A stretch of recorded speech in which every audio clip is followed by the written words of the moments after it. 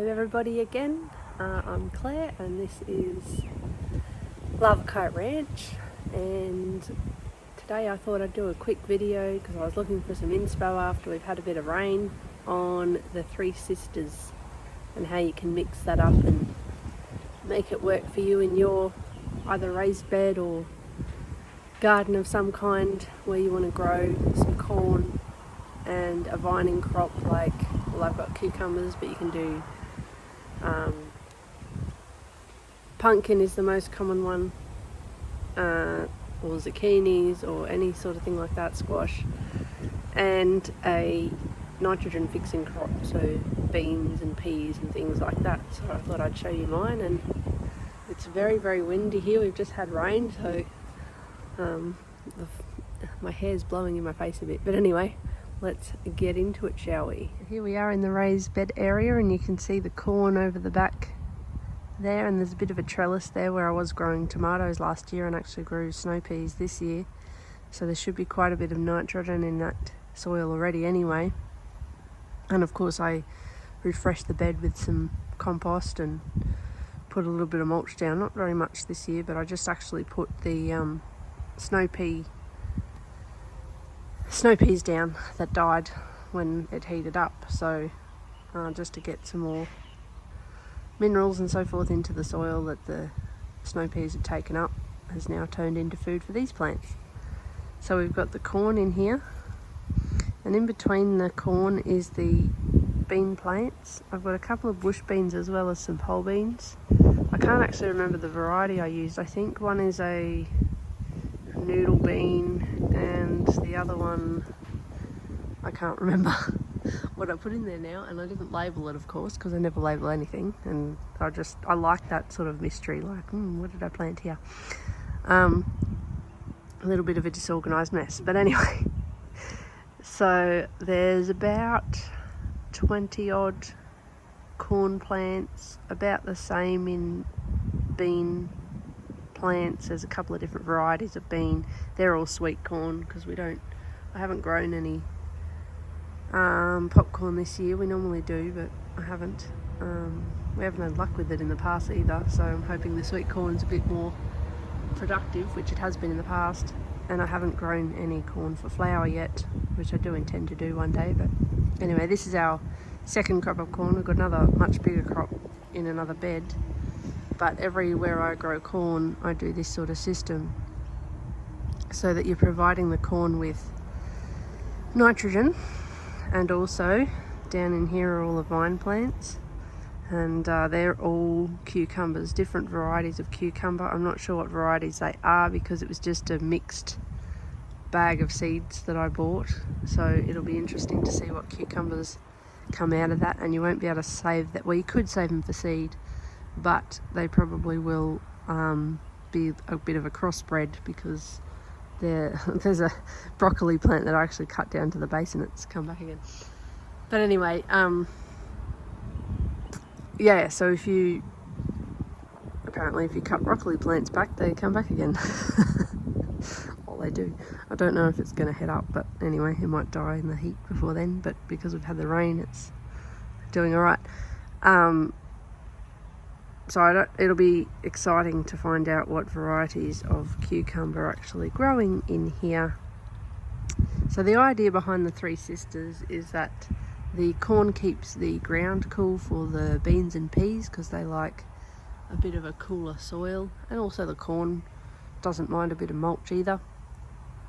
And the corn provides something for the beans and peas,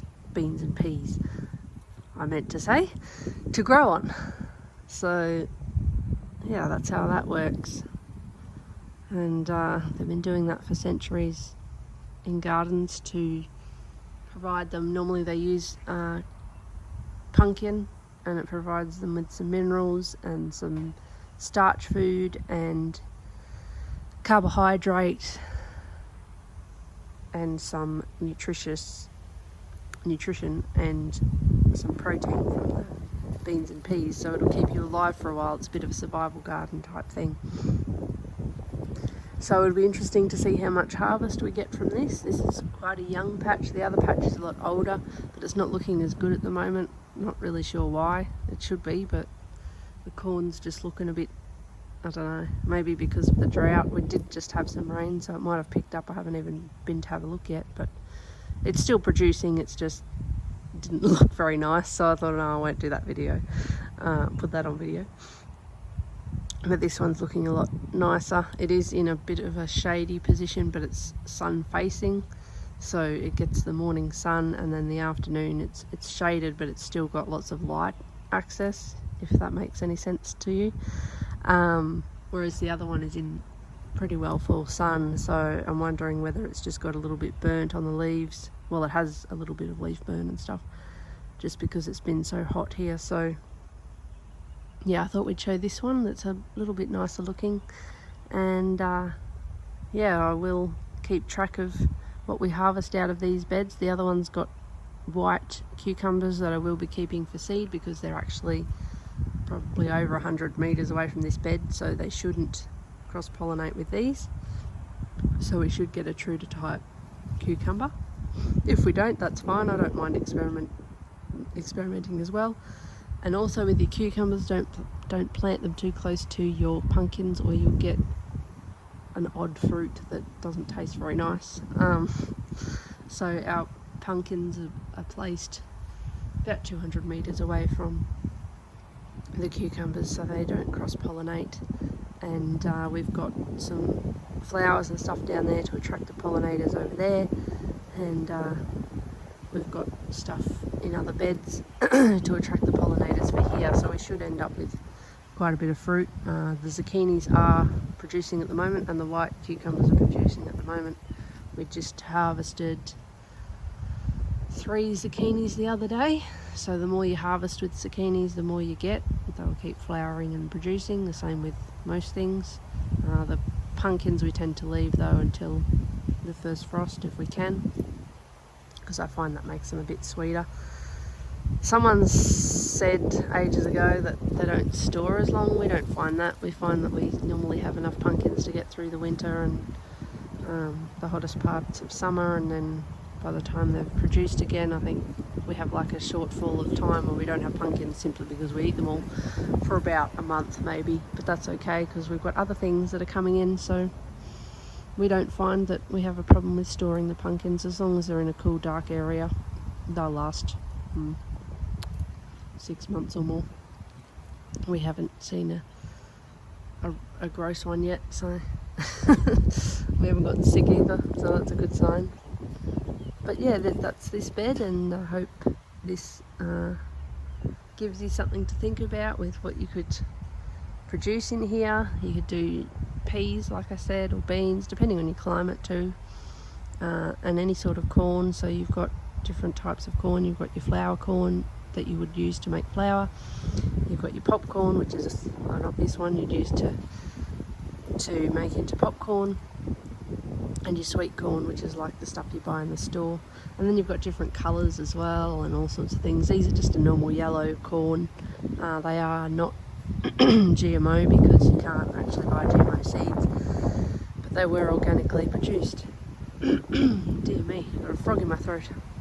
And then we've got some echinacea in this bed as well, just because it just came back from last year, which is what it does, because it's a perennial, but it will die back in winter here because we get the frosts. But and some yarrow over the back there, which is a great nitrogen fixer, and I don't mind it creeping through the garden bed because I can just pull it out if it gets a bit much. And yeah, it's not too invasive here. It will slow down in winter. The flowers are good for bug attracting and all that sort of thing, and it doesn't seem to bother any other plants. It sort of creeps like it's off a rhizome type plant, and it will sort of slowly creep through the whole bed if you let it, but I find that I can keep it under control pretty easily, so I don't mind it being there. It's a white yarrow, and I use that quite a bit for blood related stuff. And yeah, I do have a video on yarrow and its uses and things. We do grow a lot of herbs around here, and so that's that. And there's some cauliflower that's going to seed over there. It was one of the only ones that headed up, so I let it go to seed because I want to produce nice heads like that one did. So rather than picking it and eating the head, I'll let it go to seed so that I can grow it and hopefully have better genetics next year, because that was our first year growing cauliflower for a long time. Well, the first time here, I think. I think we grew it 1 year before, but anyway, first time for a long time. So I'm going to let it go to seed and produce good seeds for me, and then I will plant that next autumn, because here we can grow cauliflower, broccoli, or your sort of brassica plant through winter. So we plant them sort of at the start of autumn, so they've still got a bit of warmth to get growing, and then through the winter we can harvest those and have food all year round. I just noticed there's a tomato plant that's volunteered itself. But anyway, there's quite a few of them that volunteer themselves all over the place. And when they sort of get to a certain size, I'll transplant them and we'll have more tomatoes, because, you know, why not? So that's my little video for today. I hope you guys enjoyed it, and thank you to all of the Shed Wars people for coming on and commenting, and all the new subscribers and things that are going on. It's been a really good experience so far, and I really do appreciate it. So thanks so much for that, and I will be watching your videos as well. And I've just found a weed as well while I'm sitting here, which doesn't need to be in there. And yeah, it's been really a fantastic experience so far. So I'm looking forward to seeing all your videos and learning some stuff from you as well, and also finding out at the end what harvests we get from our gardens. And now I will do a video on the food forest. It's just waiting a little bit until it isn't so wet down there, because we did have a lot of rain last night. So when it is looking a lot nicer, I mean, it's very weedy at the moment because, well, weeds are just out of control at the moment, because we had the fire last year and then we've got drought, so the drought loving weeds are popping up everywhere, and now I've had rain, so they're just going to go crazy. But anyway, I will get to showing you that, and what we're going to do to try and keep the weeds under control as well. So look forward to that as well, as soon as the weather decides to behave itself. So thanks for watching, and catch you next time.